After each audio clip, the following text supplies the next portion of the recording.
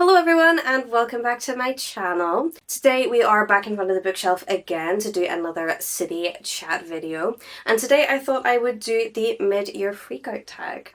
So I'll leave the original creator of this tag down below, but all of the booktubers that I have been watching and even some on Book Talk have been doing the mid-year freakout tag, and I know that it's September. However, I still want to do it. We're still just over halfway through the year, we've still got a couple months to go, and what I thought would be really good is to talk about the books that I've read so far, the books that are upcoming, and everything in between. So as usual, I've got my phone with me because I cannot remember everything off the top of my head. However, the booktuber that I watched that inspired me to do this was MelReads. However, there is an original creator who I think made the first video back in 2016, so I'll put that down below. So this year so far I have read 67 books, and today is actually the 1st of September. So that is 67 books since the start of the year. Now my goal for the end of the year is 100. I read about 87 last year, so I think I'm doing pretty well to be on 67 and it only starting September now. I read an awful lot during the summer and I hope that continues through the rest of the year. So the first question is, what is the best book you have read so far in 2024? Now I have 5 because I'm really impossible at just picking one. You'll find that with a lot of these categories. I did look beforehand on this video and I'm pretty sure that I have picked not one book in any given category, so apologies. So the top 5 books that I've read so far this year are Fable, Curious Tides, which I've pre-ordered the second one and I'm so excited. Lore of the Wilds. This actually is very much up there for my favourite book of the year. Between Lore of the Wilds and Tempest of Tea, and even Serpent in the Wings of Night, they're all very, very far up there. And the other 2 books on the list are, of course, Serpent in the Wings of Night and A Tempest of Tea. Highly recommend all of these books. They are new authors for me. I haven't read books from any of those authors before, but I love them. So the next question is the best sequel so far in 2024. So the first book that I have on this list is A Promise of Peridot. I read A Dawn of Onyx earlier on in this year and I actually didn't like it as much as I thought I was going to. The reason being is I thought it was really slow and then other places were really fast. So, you know, in the first sort of 3 or 4 chapters you're suddenly deep into the story and I wanted a little more build up than that, and then the further you get in then it starts to drag out. I feel like the pacing just wasn't right for me. However, I did enjoy the story enough to pick up the second book and I'm so glad that I did. I really want to read the third one. I can't remember if it's out yet, but I really enjoyed it and I would definitely recommend. And the second book that I have in the best sequel so far in 2024 is The Ashes and the Star-Cursed King, which you will be able to see just behind me if I move slightly out of the way a little bit. I have my Serpent in the Wings of Night books here. I did read these books on my Kindle. However, as soon as I read them, I knew I had to get a physical copy. I was hooked and obsessed.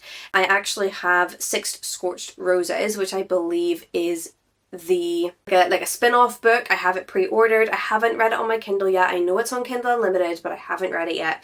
And I've also got the third book, or the second book in the second, I suppose, series of that world pre-ordered as well. New releases that I haven't read yet but I want to. So there's a couple of these. I do have a fair few on my shelves. So the first one is The Temptation of Magic. I have been seeing this all over TikTok. Now I don't know if this is because I follow the author on TikTok or because it's getting really good ratings. However, I picked it up in Waterstones. I love the gold cover. I can't wait to read it. The next one is a sequel, and it is the sequel to Silver in the Bone by Alexandra Bracken. I loved the first one. It's almost like a King Arthur retelling. I believe that's, I think, what it is a retelling of anyway. But I love it. It's got magic, it's got portals, it has romantasy elements to it. I'm really enjoying it, and when The Mirror of Beasts, which is the second one, came out, I immediately picked it up, but I just haven't got around to reading it yet. And the last book on the list of my really want to read before the end of the year, the new releases that I haven't read yet, is The Spell Shop. It looks so cozy and whimsical. I love books like Legends and Lattes, Can't Spell Treason Without Tea, Tempest of Tea. I love a good whimsical fantasy book and it looks like it's gonna fit right up my alley, so I am excited to read that one. The next question is the most anticipated release for the second half of 2024. Now I have 3. So the first one is The Songbird and the Heart of Stone, and that is by Carissa Broadbent. Again, the Serpent and the Wings of Night collection. I cannot wait to read that book. I think it comes out in November. It is probably one of my most anticipated reads for the rest of this year, especially with how hooked I got into the series at the very beginning of the year. I cannot wait to pick up the next sort of duology within that world. And it's about one of the characters in Serpent and the Wings of Night who I feel I love. They have been beloved to me, I guess, if that's the right way to say that sentence. And I'm excited to see where they go in those books. The second one is We Solve Murders by Richard Osman. Now, I love Richard Osman. You'll have heard me maybe speak about him in my What I Read in August video. I love Richard Osman. The Thursday Murder Club series is probably one of my favourite series of all time. It's just so wholesome and lovely. It's got a good mystery to it. It's funny. I feel very in touch with all of the characters. They just make me laugh and pull on your heartstrings. So Richard Osman has taken a pause on the Thursday Murder Club series this year. He usually releases a book sort of every autumn. This year he's releasing a start of a new series called We Solve Murders, and I do have it on pre-order. I'm so excited for it to arrive. And lastly, the last book that I am anticipating for the second half of this year is Stranger Skies. Stranger Skies is the second book in the Curious Tides series. I loved the first book. As soon as I read it, I couldn't stop talking about it. I was recommending it to everyone. It was so interesting, and it did have elements of the book that I hadn't seen done elsewhere, so it was one that I couldn't wait to get on pre-order. I pre-ordered it, and then Amazon cancelled my pre-order a while ago. They said that they didn't have enough copies, which was weird considering the book hadn't come out yet. However, I have now pre-ordered the book and it hasn't cancelled, so hopefully that'll be in my house very shortly. Moving on to the next question then, that is the biggest disappointment. Now, I have 3 books in this category. 2 of them I didn't finish. I DNF'd 2. The third one I read, but I will not be continuing with the series. So the first book, and I'm so sorry to anyone who loves this book, and for me saying that I love whimsical cozy fantasy, I did not enjoy this, and that was Emily Wilde's Encyclopaedia of Faeries. Now, I had such high hopes for this. The hardcovers are beautiful, but I didn't want to buy the hardcovers until I knew that I liked it, and I'm so glad that I didn't purchase them because I DNF'd this book halfway through. I tried reading it on my Kindle. I also tried reading it through audiobook to see if it would help. I'm sorry, I just didn't like it. It just wasn't great for me. Now, I do understand why people enjoy it. It is really cozy, really whimsical. It's just fairy tale like. However, it just wasn't the right fit for me and I didn't enjoy it. The second book is A Taste of Gold and Iron. Now, I picked this up in Waterstones and I did get the hardcover. It sounded right up my street. However, I just didn't enjoy it. I actually DNF'd this book, I want to say about 30% in, and I gifted it to my friend Olivia because it actually would seem something a little bit like what she would like. However, unfortunately, it just didn't grip me. And the third book in this category is the one that I did finish, but I won't continue with the rest of that series. And it's a book that my friend Abby bought me for my birthday last year, and it is What Lies Beyond the Veil. I had such high hopes for this. It seemed like a very streamlined fantasy book. It sort of, obviously there's lots of books coming out sort of in the same genre, and sort of, you know, you've got the Blood and Ash series, Kingdom of the Wicked, A Court of Thorns and Roses, Throne of Glass. So there's like that sort of set of books that seem to be big right now. I was excited to read it, however, I just didn't enjoy it. I found it really slow, it didn't grip me. I will reread a lot of the same things. However, there does need to be an element in that is a little bit different that grips me, and this one just did not have that. Next category is the biggest surprise, and for me this was The House on the Cerulean Sea, or in the Cerulean Sea. I have never read any of this author's books before. I loved it. I was very skeptical because it did seem a wee bit too, I want to say, boring for me. It was not boring in the slightest. It pulled on my heartstrings. It had just a small amount of sort of fantasy in it, even just a tiny element of romance. It was more about reading between the lines than what was actually being written on the page, and I loved it, and I'll definitely be picking up more of this author's books, maybe towards the end of this year, because I have to have them. The next question is new favourite author. Now, I'm just going to grab some books off my shelves and you'll be able to tell very clearly who my next favourite author is.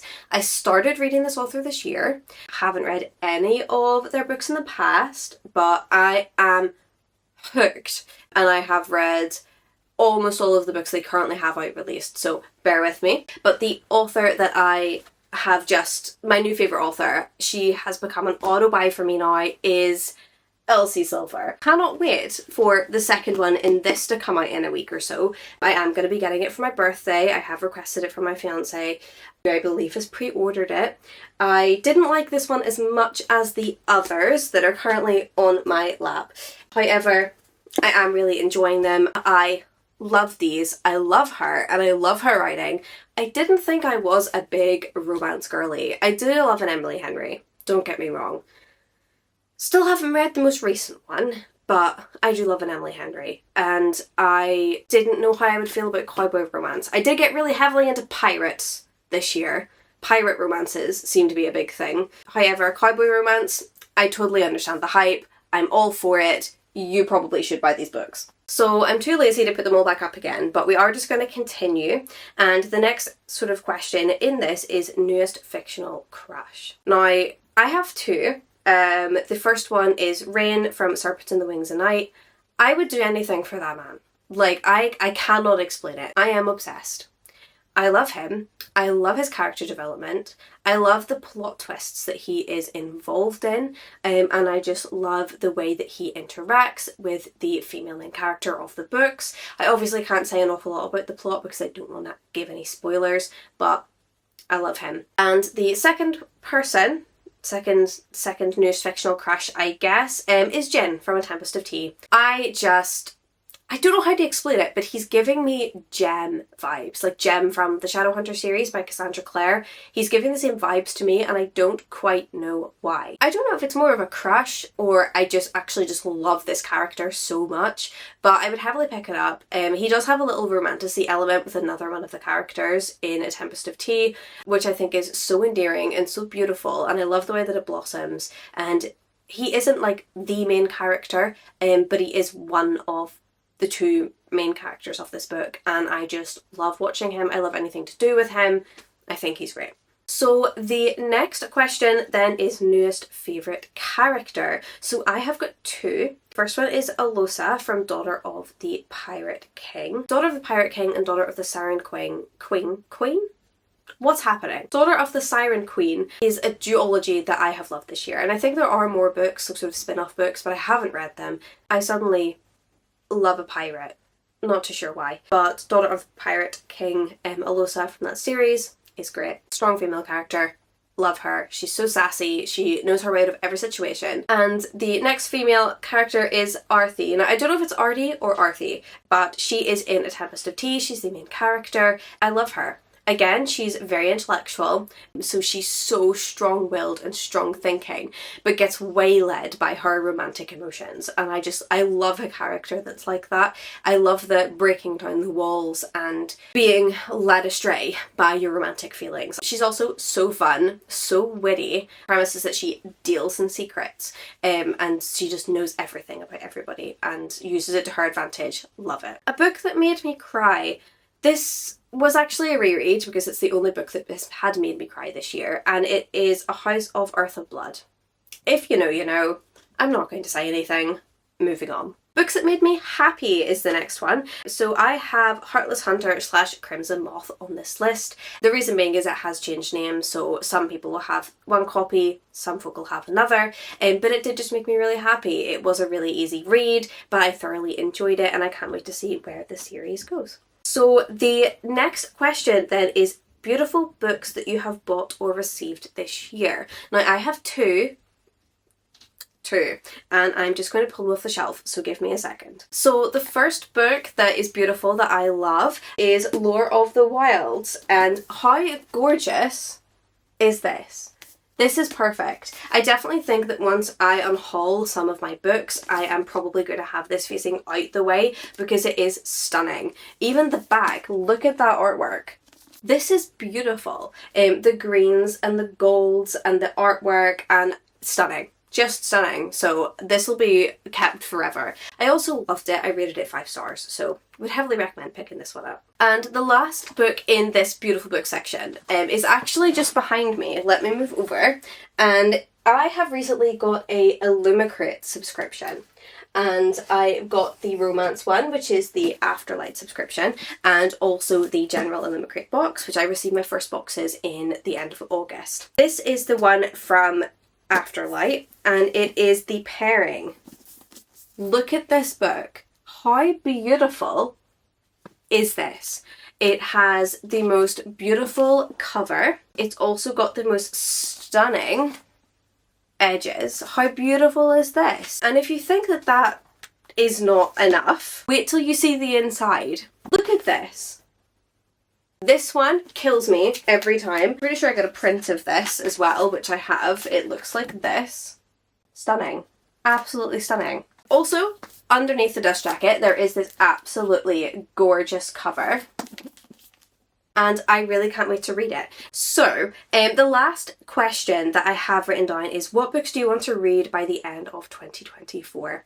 Now, I looked at my Notion this morning. If anyone who doesn't know what Notion is, it's like an online note tool, kind of. You can have like calendars and make tables and do maths and keep track of things and make lists, etc. It basically plans your life. It's a planner. And I keep all of my to be read books listed on there, so I know how many I have, what ones I haven't read yet. And I currently have 61 physical books on my shelves that I haven't read yet.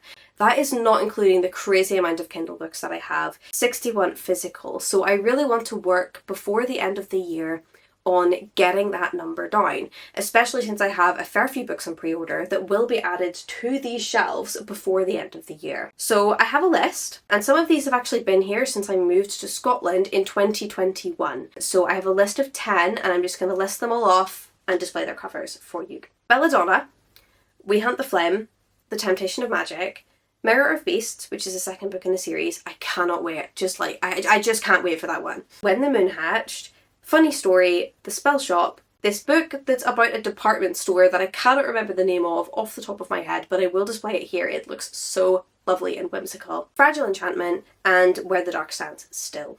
I am hoping that towards the end of the year I will be able to tick off a bunch of my physical books that I have on my shelves. Whether I actually do or not, I don't know. I am a serial book buyer, which doesn't necessarily help the fact that I have so many, but I hope that I get to tick at least those off. So that was everything today. So if you made it to the end of the video, let me know any of your answers to the questions, especially what books you're most excited to read before the end of the year. And I hope that everyone has a lovely rest of their week, and I will speak to you all soon.